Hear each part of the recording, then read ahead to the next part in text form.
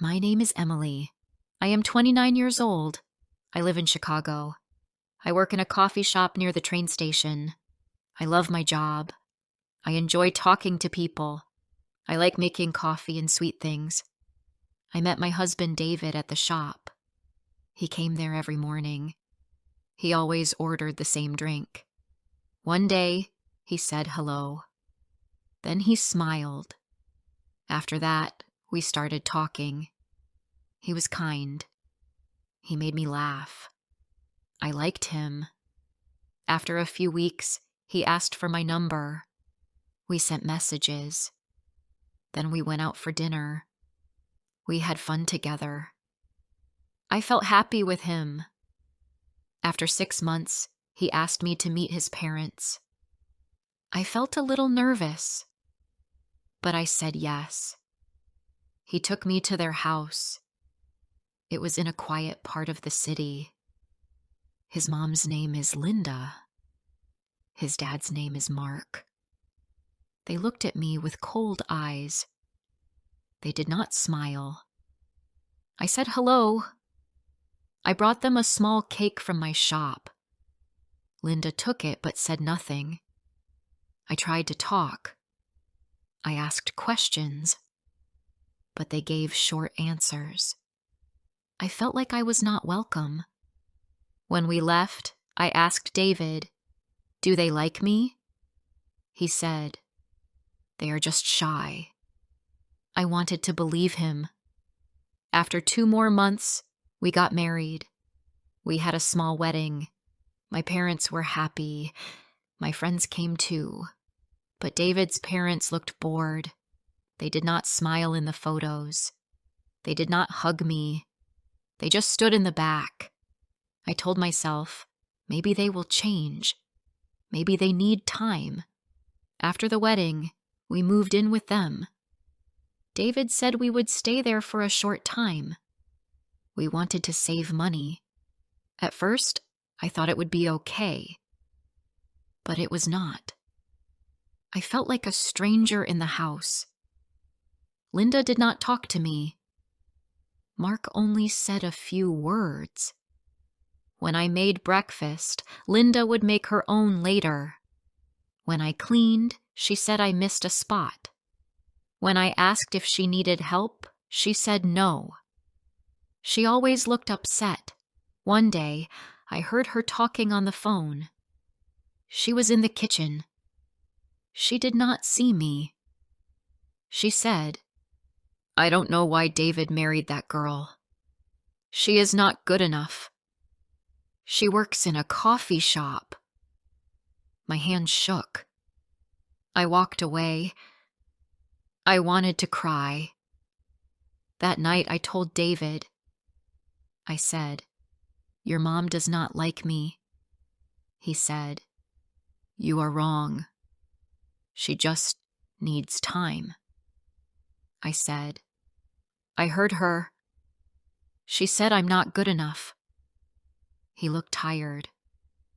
He did not say much. He just said, "Try to stay calm." Many days passed. Nothing changed. I cleaned the house. I cooked dinner. I helped with laundry. But Linda never said thank you. She never smiled at me. Mark stayed quiet too. I felt alone. I missed my old home. I missed my mom and dad. I missed my small room and my bed. One Sunday, my parents came to visit. They brought flowers and cake. They were excited to see me, but Linda did not greet them. She stayed in her room. Mark said hello and left. My parents looked confused. I felt shame. I did not know what to say. After they left, I asked David, "Why are your parents so cold?" He said, "Please don't make it a big deal." But it was a big deal to me. One day, I got sick. I had a fever. My head hurt. My body felt weak. I stayed in bed. Linda came in. She looked at me. She said, "Are you sick or just lazy?" I said, "I have a fever." She walked out. She did not bring medicine or food. David came home in the evening. He gave me soup and water. He touched my head and said, "You are hot.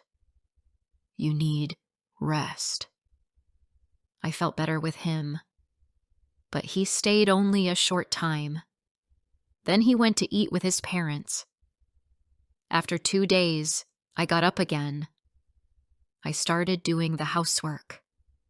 No one said, "Glad you feel better." No one asked, "How are you now?" I felt like I was nothing in that house. One night I heard them talking. Linda said, "She does not belong here. She is not from our world." Mark said, "She is not what we hoped for." I stood by the door.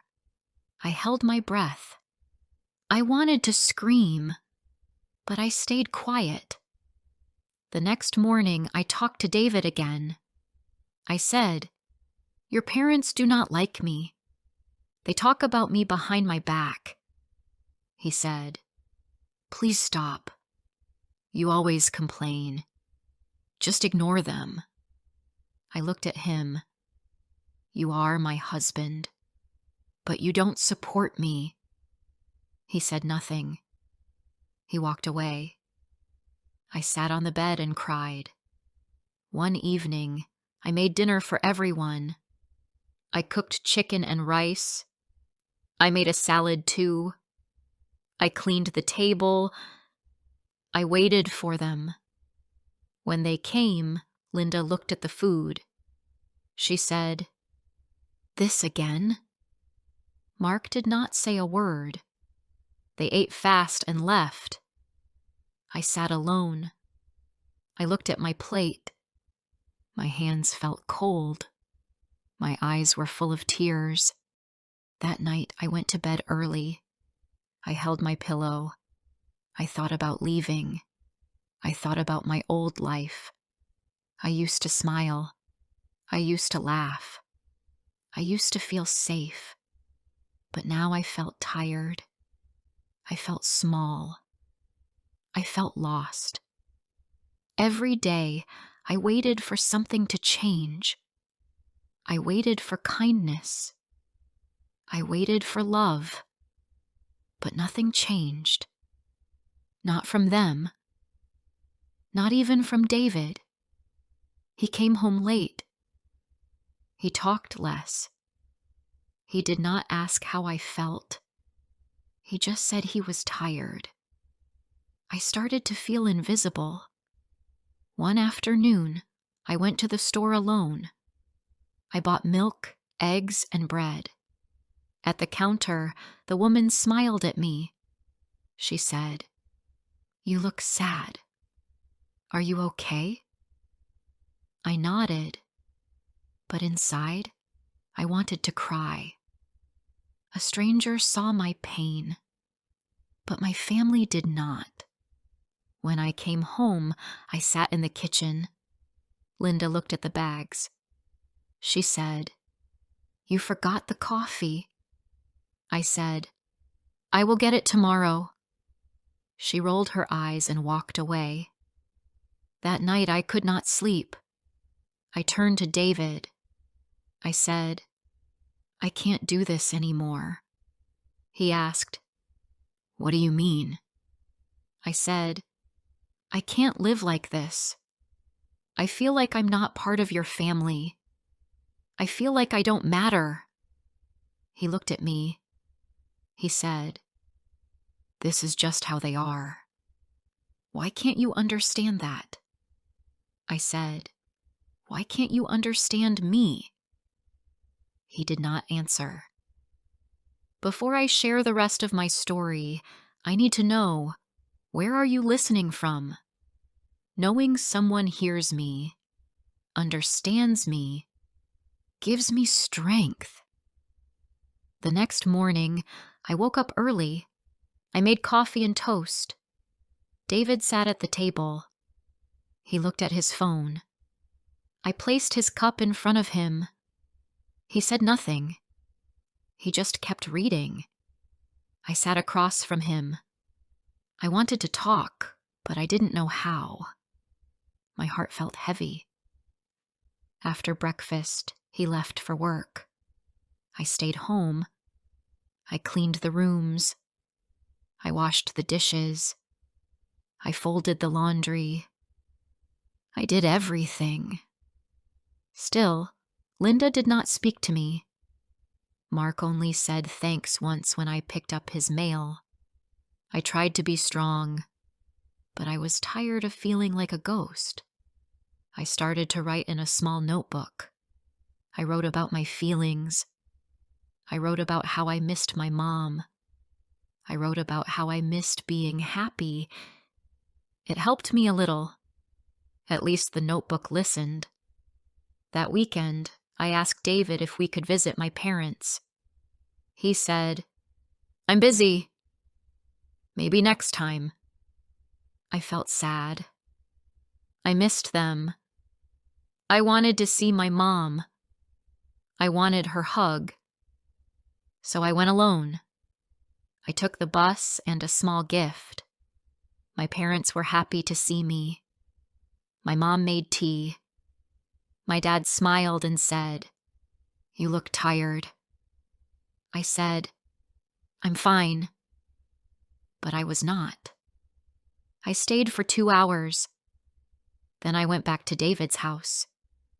When I came in, Linda looked angry. She asked, "Where were you?" I said, "I visited my mom." She said, "You should have asked me first. This is not your parents' house now." I stood still. I didn't know what to say. I just walked to my room. That night, I cried. I felt trapped. This was not how marriage should feel. I didn't want to fight. I didn't want to hurt anyone. I just wanted to feel loved. One day, David came home early. I was in the kitchen. I was making pasta. He walked in and said, "Mom is upset. She said you don't respect her." I stopped cooking. "What?" "I do everything for her." He said, "She said you talk back. She said you act proud." I looked at him. "That's not true. I try every day." He said, "You should try harder." I felt angry. "I clean this house. I cook your food.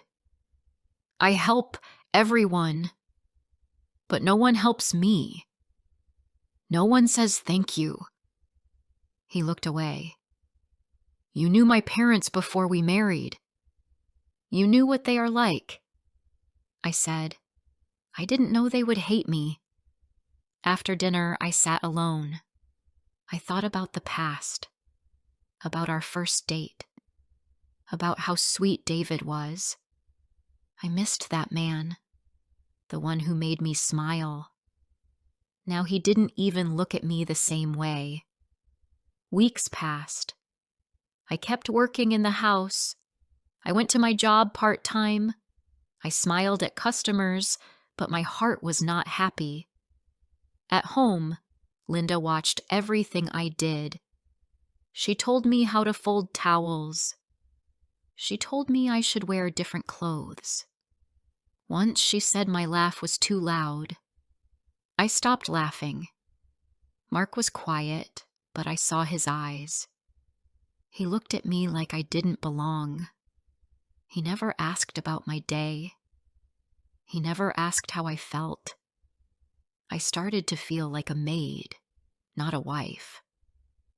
One morning, I woke up feeling weak. I was dizzy. I could not stand for long. I called my manager and said I needed a day off. I stayed in bed. Linda came in. She said, "Are you sick again?" "You look fine." I said, "I just need rest." She shook her head and left. David came home that night. He asked how I was. I said, "I don't feel good." He said, "You look okay to me." I stayed quiet. I felt like no one cared. That week, I missed my period. I took a test. It was positive. I was going to have a baby. I stared at the test in my hand. I sat on the bathroom floor. My hand shook. I did not know what to feel. Happy? Scared? Alone? That night I told David. I said, "I'm pregnant." He looked surprised. Then he smiled a little. "Wow, that's big news." I waited for a hug. He just sat there. He said, "We should tell my parents." I was not ready for that. We told them the next morning. Linda didn't smile. She said, "It's too soon. You should have waited." Mark said, "You both need to think about money now." That was it. No joy. No hug. Just cold words. I felt like crying again. But I stayed strong. I said nothing. In the following weeks, my body changed. I felt tired all the time. I needed help, but no one offered. I still cleaned. I still cooked. I still smiled when I didn't want to. My mom came one day. She brought soup and warm socks. She rubbed my back. She said, "You are strong." I cried in her arms. I told her everything. She listened. Then she said, "You don't have to stay if it hurts you." I thought about her words. What if I left? What if I found a small place for myself? What if I raised my baby in peace? That night, I told David, "I need to move out. Just for a while. I need space." He looked shocked. "Why?" "This is our home." I said, "It's not my home. I don't feel safe here."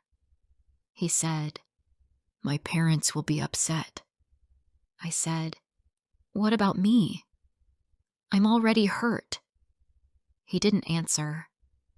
I packed my bag the next morning. I went to my parents' house. They welcomed me. My mom made my bed. My dad smiled and said, "You are always welcome here." I started to sleep better. I ate well. I felt lighter. David sent messages. He said, "Please come back."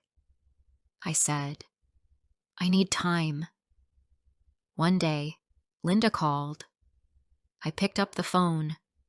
She said, "You left without a word." I said, "I needed peace." She said, "You are weak." I said, "No. I am strong enough to leave." After that, she did not call again. David came to visit. He brought flowers. He said, "I'm sorry." I said, "I love you, but I need your support." He said, "I will try." I looked at him. I said, "Try is not enough. I need to feel safe. I need to feel loved." He left. I didn't know what he would do next. But for now, I was home. I was safe. I had my baby inside me. I was not alone. I stayed at my parents' home for 3 weeks. My mom took care of me. She cooked for me. She gave me warm tea. My dad read the news and told small jokes. For the first time in months, I smiled without feeling pain. Each day, I waited for a message from David. Some days he texted. He asked, "How are you?" Or, "Did you eat today?" I replied, but my answers were short. He never asked to meet. He never said he missed me. I started to wonder what he really felt. One morning, I looked at my phone. There were no messages. I put it down. I touched my stomach. I whispered, "I love you. You are safe here." I felt calm when I talked to my baby. That weekend, my friend Jessica came to visit. She brought cookies and a big smile. We sat in my room. She said, "You look better." I told her everything. She listened. Then she said, "You did the right thing. You chose peace." I nodded. I was still scared, but I felt stronger. A few days later, David called. He said, "Can we talk?" I said, "Okay." He came that evening. He looked tired. He sat across from me at the table. He said, "I miss you." I looked at him. I said, "I don't believe that." He was quiet. Then he said, "I didn't protect you. I let them treat you badly." I said, "Yes, you did." He said, "I talked to them. I told them to respect you. I told them you are my wife." I looked into his eyes. "And what did they say?" He said, "They were angry, but I don't care anymore. I care about you and our baby." I started to cry. My hands shook. "Do you really mean it?" I asked. He nodded. "I want to find a small place, just for us.